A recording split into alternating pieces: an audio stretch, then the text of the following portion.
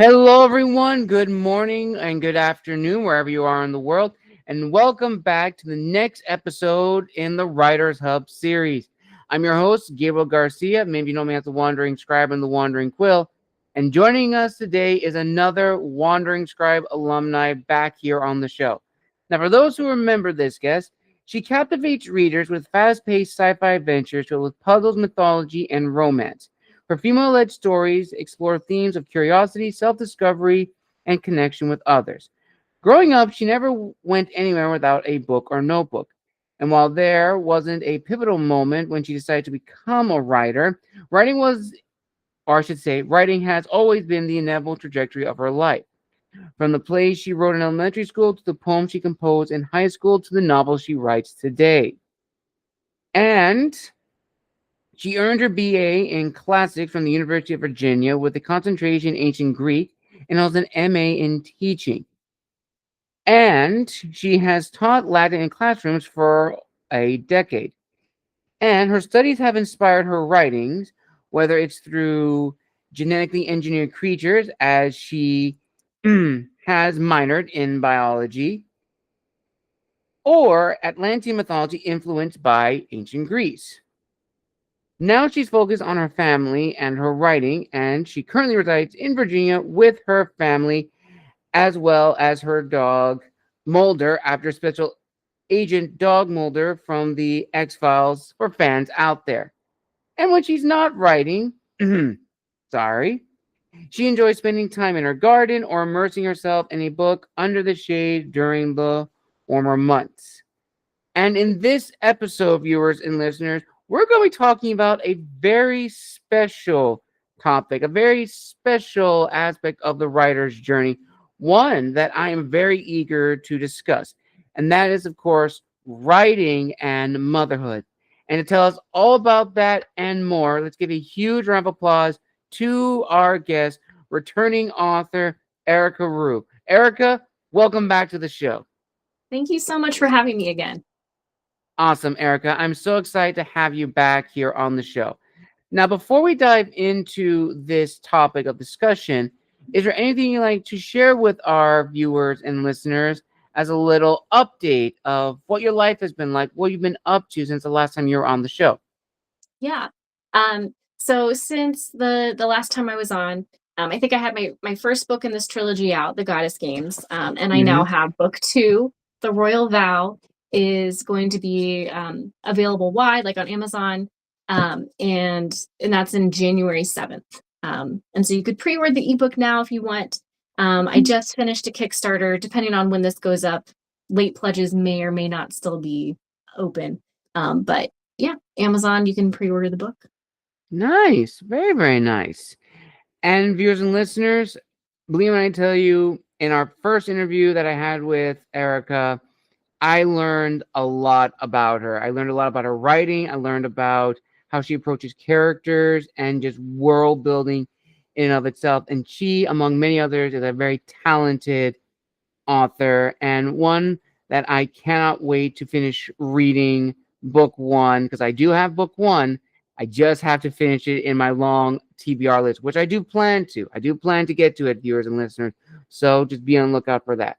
And in this discussion, viewers and listeners, Erica and I will be touching on a topic that Erica has recently discovered through the internet from other female authors and female creators, which I have heard from others on the show, but haven't really gone in depth into it. And that's, of course, writing and motherhood. So, Erica, would you like to start off with, what really is this topic about and pretty much how you came to this discussion and what you've learned from it thus far? Um, so writing and motherhood is uh, something that I think about a lot, especially as I follow a lot of female authors and creators who have kids.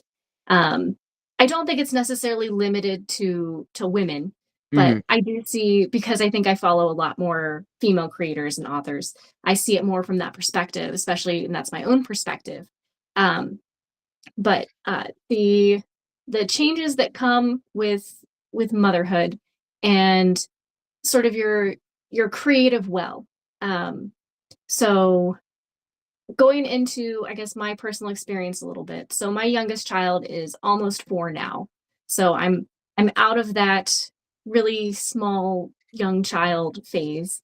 Um, but when my second child was born, she was not a good sleeper at all.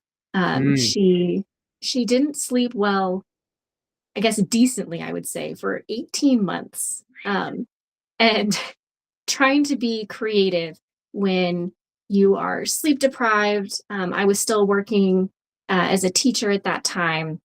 And so I was, doing all of that stuff. And I didn't have the creative energy and the will to write. And that was new for me. Because before she was born, I had finished my first series. So mm, I published the fourth book a couple of months before she was born, because I knew that, with a newborn, it would be kind of crazy. Um, but I didn't expect with my second child to just be completely overwhelmed, because I had, my first child, and I was still able to write after he was born. It wasn't as much, but I was still creative. I was still working. And um, I see a lot of people who they've got young kids, they've got babies, they're starting a mm. family, or maybe they want to start a family soon, and they're sort of worried about, what will this do to my writing? And I see some sort of hesitance, like, oh, if I can't keep up with my writing, like, am I really a writer still? Like, can I call myself a writer?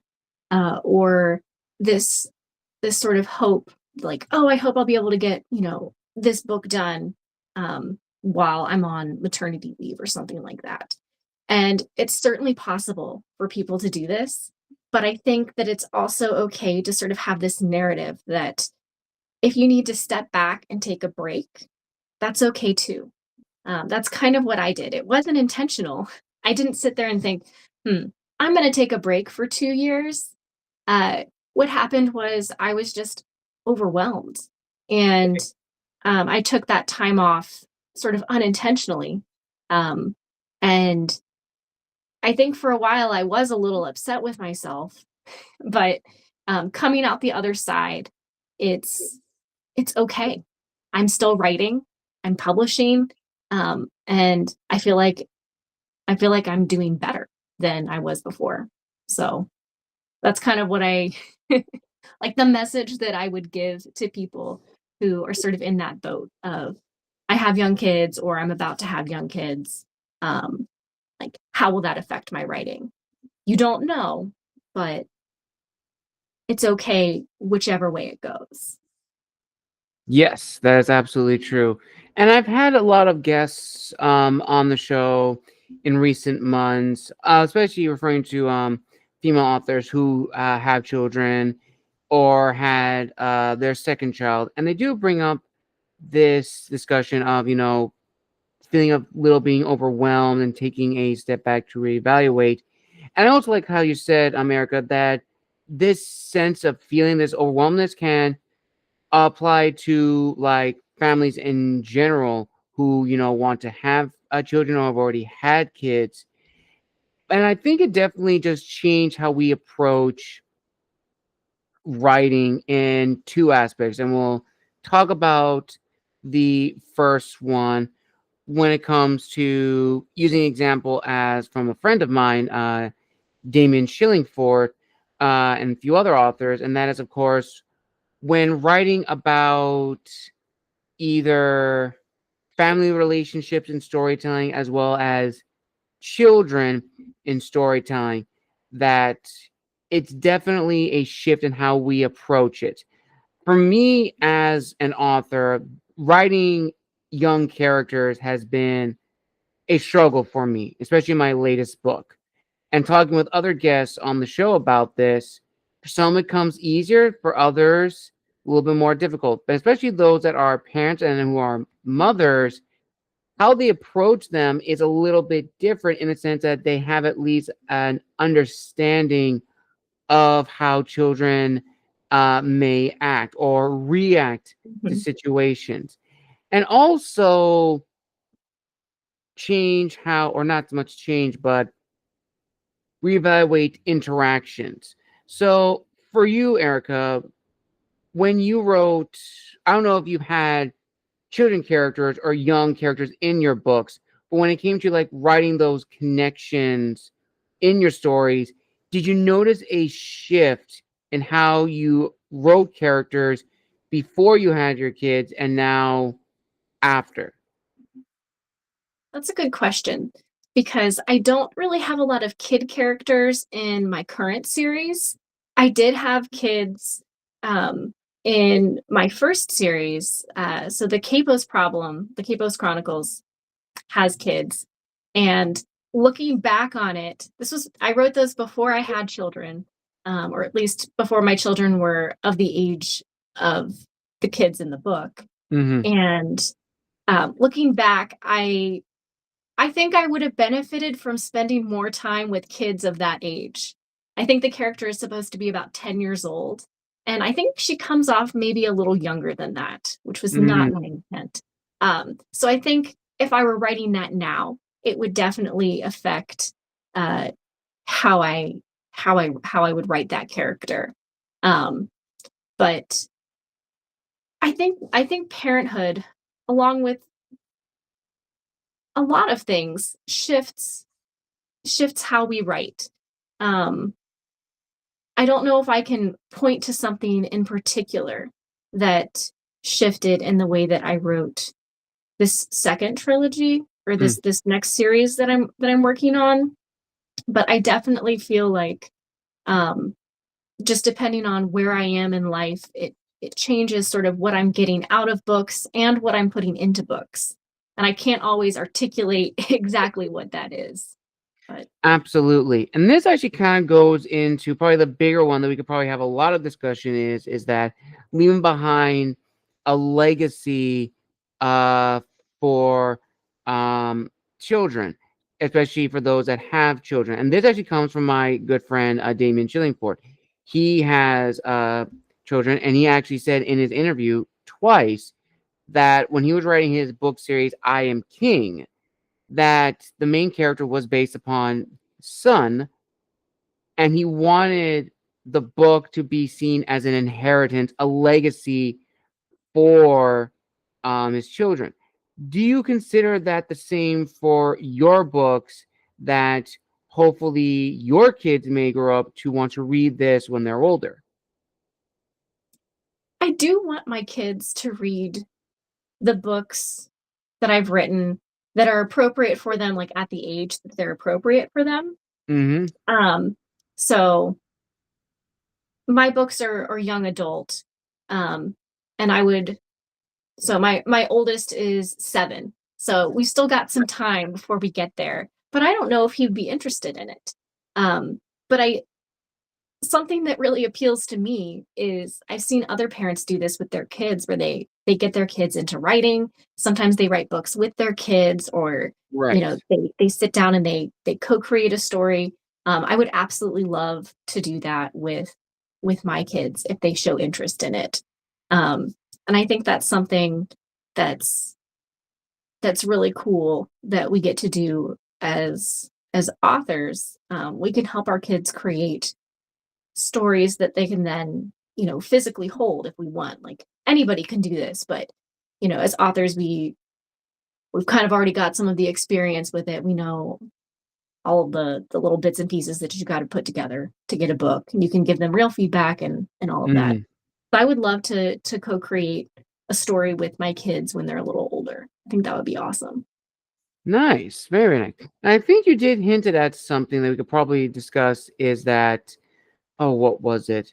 But when it comes to writing stories and writing characters, whether it's young characters or characters in general, we have a certain style of writing, how we approach characters to show our individuality as authors. And I'm very curious, as an author who's also a parent, did your voice change a little bit in terms of like how you wrote characters? And what I mean by that is how you describe your characters or situations with characters. Has it shifted since you've had children in the sense that you're now a little bit more aware of what you're writing. Going back to the discussion that, when they're older, they may be picking up your books just as a casual read down the road. I I don't write with my children in mind, I would say. Okay.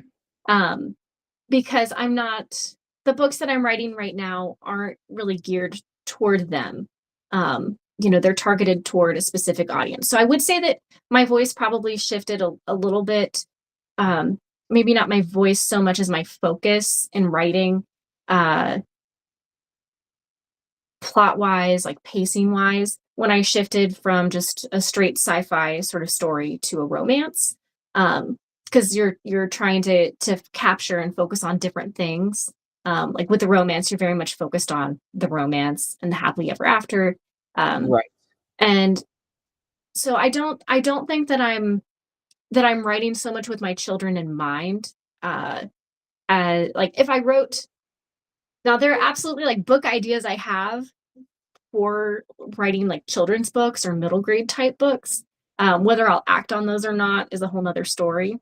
Mm, And if I were doing that, just because that's around the age my kids are, like a children's book, or he's not ready for a middle grade book, but like a younger kid book, um, I could see myself imagining them as my ideal reader for that. But the books I'm writing right now, um, I'm not actually thinking of them when I write them. I don't right. know if that's bad to say or not, but um, yeah. No, that makes sense. That makes sense. And this kind of goes into which I think I'm very much eager to hear your thoughts on this part, which is, a routine and a schedule. Because as authors, we do have our own routines that help us, write. Some of us write um, at night. Some people write in the mornings early, especially talking with a lot of my friends on the show who have children. Their entire schedule has shifted. Some of them have had to wake up early to write. I believe there was one guest I had on the show said that she wakes up at like 4 in the morning and writes until 6 in the morning. They get that 2 hours. Where some of them, especially my narrator colleagues, they do their whole narration work at night because their kids are already off to bed and they have complete time to themselves. So for you, Erica, did your routine shift when you had your kids? Um, I would say yes, it did shift. Um, but it's always shifting.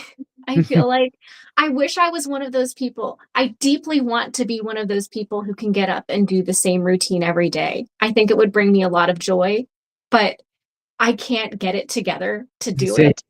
Um, so until that magic switch flips in my brain, um, it is a little bit more chaotic. So I do have days each week where I have dedicated time to do writing and author work. If I'm feeling really inspired, like in drafting mode, then I do also work at night after they go to bed because I can't stop writing. I have to get the story out. Um, but I don't write every day.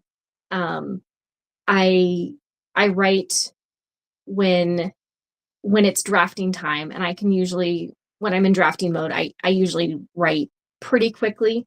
Um, Compared to if I tried to just eke out 200 words a day, it wouldn't feel like momentum to me. Mm, Whereas I'll do weeks where, like, oh, I wrote like 15,000 words that week. And that's not something that I could sustain for 52 weeks a year. It right. just would not be doable. So kind of in like bursts is how I would work. But it definitely affects my routine because I used to do the thing where I woke up and early in the morning, I would do my writing before work, and I would go to work, and then I would, come home and maybe do a little more writing. But now a lot of it does revolve around my kids' schedules. Uh, they're in the morning, it's kind of a chaotic time. Uh, I can't seem to wake up earlier than them unless I am waking up at 4 a.m. Right. Um, so it is a little It's just a little chaotic with kids sometimes. And uh I think being able to be flexible about it, even though I would love to have that routine again, being flexible about it instead of trying to fight it has brought me a little more peace Mm, than than when I think I first had to make this adjustment. absolutely. And I also imagine that you also had to, balance out, your times for writing and not have those burnout moments. Because I imagine those thoughts probably did come into mind when you were probably thinking of, like, I can probably do this. I could probably manage both. I keep my original routine, but realizing I can't because I don't want to burn out. And as you mentioned off camera, that there are probably other um, female authors who have also experienced the same thing, and just authors who are also parents experience the same issue of balancing family duties while also being a writer and still keeping that passion for writing to where it is fun. So, Erica, during that period where you kind of took a step back from writing, what were sort of like the reflections that you were able to see in terms of, like, your creative process? I mean, did you read a lot when you were not writing, or what did you do to still have that creative mindset even though you weren't creating as much as you did before? I don't think I did. I did read, but I wouldn't say I did a lot more reading than usual. I feel like I'm reading more now in the past couple of years than I was during that time. Hmm. Um, I I don't think I did all that much to fill my creative well. Um, and I probably should have. I think it's good that you brought that up. So even if it wasn't writing, um, I feel like I did puzzles some, which doesn't sound necessarily creative, but it was, I guess, kind of like a hobby. I Mm, like doing puzzles.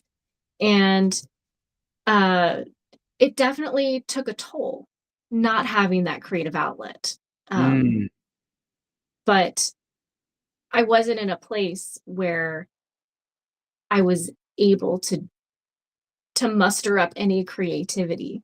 I was, like I said, I was very sleep deprived, and it was a rough time. mm. Um, but it's it's something that I think is a reality for a lot of people. Right. Um, and it's not necessarily a good thing, but it it's still an experience that people have, and I feel like it's So, it's okay to take a step back from your writing and creativity if you need to. Um, like if you feel like you can't do it, you don't need to beat yourself up about not being creative. Um, but at the same time, if you can find outlets, I do think that's good, but maybe lower pressure outlets. So not I need to finish my next novel by the end of the year. It's I'm just going to write some poetry when I feel like it. Um, because I did do some of that, I think. Right. And when you were in, like, well, let's talk a little bit about your poetry during this period. So when you were writing poetry, or the days that you were writing poetry, did you notice, going back to the previous question, that your voice as an author had changed because you weren't, you know, fully committed to, writing as you were before, and instead you were just writing just to write, just to enjoy the craft of writing, as opposed to, the business marketing side? Yeah. So that type of poetry is never going to see the light of day. um, and it was certainly less polished and a little more raw. Um, but it did feel real, and it did make me feel better. So I think, some of that, like if you do need the creative outlet, taking the pressure off yourself. Not everything has to be done for the gaze of others. Um, in terms of creativity and writing. Yes, that is very true. A lot of authors I've had on the show, viewers and listeners, have said the exact same thing that Erica said, that we can just to write and not share that with anyone. That is our own private reservoir of writing. And also because we may be a little nervous of how people are going to react, especially if it's like in its purest raw form. So now let's sort of a little jump ahead a little bit. So once you did get an idea of, well, not so much as an idea, let me backtrack. So after a period when you sort of were able to get things organized to a degree and you came back to writing and you looked at your documents, you looked at your story, did the, I don't want to say passion, but did the overall story, looking at it, sort of remain the same? Or because you had taken that step back for a long period of time and looking at it again, that different avenues emerged? And would you say that helped your writing going forward? That's a good question because I did write most of the goddess games before I took that break. And the reason that I didn't publish it is because I wanted to wait until I had most of the second book written. Um, Right. and I didn't write the second book during those, like that year and a half or so that I took off. Um, and when I came back to it, I did I did make some changes to the story, but I think it stayed mostly the same. And I think a lot of the things that would have influenced me in those years come out more in the second book, if that makes any sense. Yes. Um, so the second book I think goes deeper. It gets into to more themes, or deeper into the themes of the book. And I think that's also common for second books. So I don't know if that's necessarily because I took that break and I came back, um, or if it's because, I of other reasons. Um, but it definitely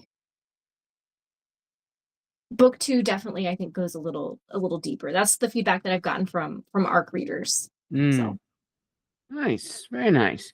And now going back to the topic of motherhood. Now, as you have said previously off camera, that there were some that people that you have followed, fellow creatives, who have touched on the aspect of being an author and being a mother, and also just parents in general.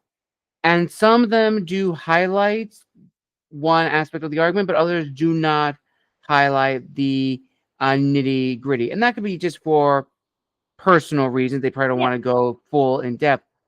But in this grand scheme, why would you say is it important to talk about, discuss motherhood and writing? And why do you think we're now seeing an increase in, especially a lot of female authors expressing their thoughts on this? Um, That's a good question. I don't know if I have the answer to why maybe we're seeing more of this. I'm not sure if we are seeing more of it, or maybe I'm just seeing more of it because Mhm. algorithms. Right. Um, but I think as discussions of mental health are coming out more, people I think are being a little more honest in places about motherhood as well. Um, so I will share this. I did not get a diagnosis, but I am pretty confident that I had postpartum depression. Mm. Um, and I didn't actually go get help for it, and I kind of wish I had. And so that's like I guess a message that I would give to people is if you feel like you need the help, go and get it. Um, but I think that people are more willing to talk about things like that and present that it's okay that it's difficult. It's okay that it's hard. And there are resources to help you. And if you need to take a step back from maybe like the business side of writing, then that's okay. It'll be here when you come back. And it's been here for me now that I'm back. Um, and I don't, it's definitely colored by my own experience, but I don't want people who are new mothers, or new parents to feel undue pressure, like they have to be here all the time, or they're not doing it right, or something like that. And I think this also applies to people who um, like are ill, are struggling with illness and health issues. Mm, They probably experience some of the same sort of periods where they are not in a place where they can, write and be like as creative because they're overwhelmed with everything else. And again, it's your mileage may vary. Some people, that's how they get through it. That's how they cope. Some people have to take a break. It's it's a very personal thing, and right. I think having the spectrum of those stories is important too. Right. Absolutely. Absolutely. I think that is very, very, very true. I think this, you said beautifully, Erica, that it can fall under the umbrella of mental health and now being in a safe space to express that openly and talk about it because that is a very vulnerable moment in our lives. And some people may not feel comfortable talking about that. And I think, especially for creatives, at least in my opinion, it's probably a little bit more heightened because we are showing the artistic aspect of ourselves, the Mhm. creative side. And the creative side has always been tied to the individuality to showcase our voice. And when we do reach that funk in our lives, we may be hesitant to share that with others and to seek out help. But as you also said, it's okay to get help, to talk about it in a safe space, to really um, get a better sense of ourselves and who we want to be as writers and as people in general. Now, Mhm. going back to your bio again, that for you, Erica, almost like in your intro and for your stories, you write very powerful female characters, very captivating, complex figures. And I remember a guest I had very, very early when I first started this series. Well, by series, I mean my channel. And this was a guest who I met at the Festival of Books many years ago and reading The Last Luminian. Now, if you know who that is, very good for you. You know who the author is. And in that book, how she approached the female protagonist was a mix of not just motherhood, but also her own personal experiences growing up, like emotions of like mental health, how she was able to captivate, bring that sense of authenticity. And this now pose this question to you, Erica. When looking at your characters before as opposed to now, were you able to bring about a more authentic version of the characters, not only in due part because you had taken that break, but during that break, you were able to reevaluate again who you are as an author and come to terms with your own uh, personal emotions, which then in turn reciprocate into the writing to get an understanding of, the feelings, the emotions, to really make these characters believable and make sense in your world. I think, I think with each book that I write, um, I think I get better. I think that's probably true for all authors. Um, Whether it was is due to this break or not, I don't know. But the other thing that sort of characterizes the first series versus the second series is the second one is romance, and so I had like I came to romance because I discovered, I think during that time, or maybe shortly before that time, before I had my daughter, but somewhere in between the end of that series and what I'd started writing, is that I really liked writing romance. I liked reading romance, and that it was okay that I liked this. Um, I feel like sometimes, like, romantasy is huge right now. Hmm. Romance is a big genre, but it also has a stigma to it. And so that's something that I think, like, overcoming my own belief in that stigma, which I definitely did think less of romance when I first started writing. Um, I don't recommend it. That's not me endorsing that view. Hmm. But I once I accepted that, hey, I like this. This is really popular for a reason. It's in many ways empowering for women. I think that allowed me to sort of shift. That probably explains more shifts in my voice than anything else. The switching to romance and this embracing of, especially romance in sci-fi, um, Yes. and having strong women in sci-fi who are softer, because a lot of times you see strong women in sci-fi and they're military types, or they're like thieves, and they've got all these skills and they're just super powerhouses.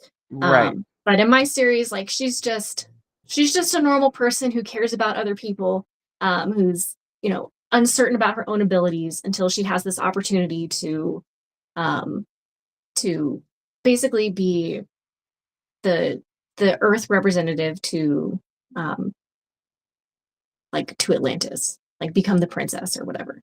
Um, and so that I think is something um in my writing to an extent. Very true. And I think to add on to that, I think only this goes back to this notion of characters who are authentic, because as authors we want to write these powerful, amazing characters that readers can believe in, can find themselves in. But why do we like these characters? And it's actually to your point that there is an essence of complexity, vulnerability, showcasing their vulnerable side, which is okay. Everybody has vulnerabilities, and how we approach it and how we bring it into life authentically, that's really going to really gravitate towards reader. Again, going back to a colleague of mine who wrote The Last Lumenian, in her book, her protagonist, she is a space princess in a sci-fi world, but she has panic attacks and she has moments of anxiety. And the way she was able to write those scenes, those very emotional, raw, unfiltered scenes, were really the highlights, because I love how the author was able to showcase that in a more respectful manner. And I think that's what readers really care for, is respectability for those intense scenes. There are Mhm. other authors that have probably done that, not going to name, but showcasing vulnerability in an authentic and respectful manner can be a hit or a miss. And I definitely think taking a step back to really think of who our characters are, what their lives are like in the world we have written them, can really help us kind of look at our own vulnerabilities, because our characters are a reflection of ourselves in some shape or form. And if we're able to look at in and of ourselves, then we can then project how not only to heal the characters going forward, but also give us a sense of peace of mind as writers. And I ultimately think, again, going back to the topic of mental health, it does need to be discussed. So, would you say, Erica, that in a way, as we may have touched on it, writing in any shape or form is a form of therapy? Yes. I definitely think that writing is extremely important, um, for me and for many writers, to help us process things, process the world, process our lives, our feelings.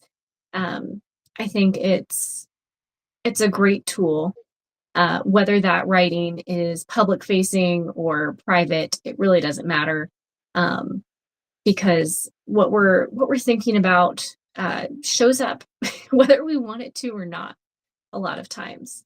I definitely have felt, as I'm working on book 3 in my series, the trilogy, that what's going on in the world, the things I'm experiencing are definitely sort of influencing the writing and the direction that things are going. Like there's an ending. I know exactly like how it ends, but um some of the how do we get there parts are open for negotiation with myself. Mm. And I think that like I'm definitely being influenced by what's going on around me. Absolutely, Erica. Absolutely. And before we end this amazing discussion, for the listeners and viewers watching this, Erica, what do you want them to take away from this discussion of writing and motherhood and parenthood in general? I would say you don't have to write every day to be a writer. If you take a break from your writing, um, that's okay. You're not necessarily taking a break from your creativity, but you can't pour from an empty cup, like we've all heard. Yeah. And if you need help, get help. Um, that's don't be don't be afraid to reach out to someone in your life if you feel like you do need help, whether it's putting the baby to sleep or something else. Definitely ask for help if you need it. And it sounds easy, but it's not. Beautifully said, Erica. Beautifully said. And with that, viewers and listeners, we conclude another episode of the Writers Hub here on Tales from the Wandering Scribe. I want to give a huge thank you to my friend Erica for coming back on the show. Now, Erica, where can people find you on social media if they want to reach out? Where can they buy copies of your book? And do you have any announcements you'd like to make? Any books coming out soon? Any possible appearances we can look forward to seeing you in the new year? So I am on Instagram. That's where I'm most active as Erica Rue author. And I've got, like I said, The Royal Vow is book 2, and it's coming to Amazon on January 7th. Book 1 is already out. And there's an audiobook now for The Goddess Games, which is book 1 in the series. It's not available wide yet, but it will be by January 7th. I just have to get it to my Kickstarter backers first because I just ended a Kickstarter. Um, and I don't have any appearances planned for the new year yet. But I had some really good ones this past year. So I'll, post those on Instagram once I know where I'll be in 2026. Awesome. I'll provide all those links down below in the description of this video, viewers and listeners. And also, on the topic of announcements, if you have been following my posts recently, then I would like to make an announcement that Decimus, the Wolf of Rome, is available now for pre-order on Amazon in Kindle form. The paperback will be releasing a few days before the Kindle version, and it will also be available for pre-order on Barnes & Noble and Nook as well. All of them will be releasing on the 24th, save for the paperback on Amazon, which will be releasing a few days earlier. In addition, if you're in the SoCal area, next week I'll be tabling with Mystery Inc. Bookstore at the Orange County Book Fair from 2 to 3. And that event, the whole event, will be from 10 to 5. And I'll also be part of a fantasy author panel at 4 o'clock. All of that can be found at the OC Book Fair's website, which I'll provide the link down below. In addition to the pre-order link for Decimus, as well as the ARC application link to be an ARC reader for Decimus. I'll provide all those down below. And once again, viewers and listeners, thank you so much for joining us for another amazing episode. A huge thank you to my friend Erica for coming back on the show. We wish her the very best on her journey as an author, as well as the continued success of the series. And I cannot wait to read book 2 when it comes out. I may just pre-order the book just to have it in my wish list. Until next time, make sure to like, comment, and subscribe, as this has been your episode here. And we will see you back on another episode from Tales from the Wandering Scribe. Have a wonderful day, everybody, and we'll see you all soon. Bye.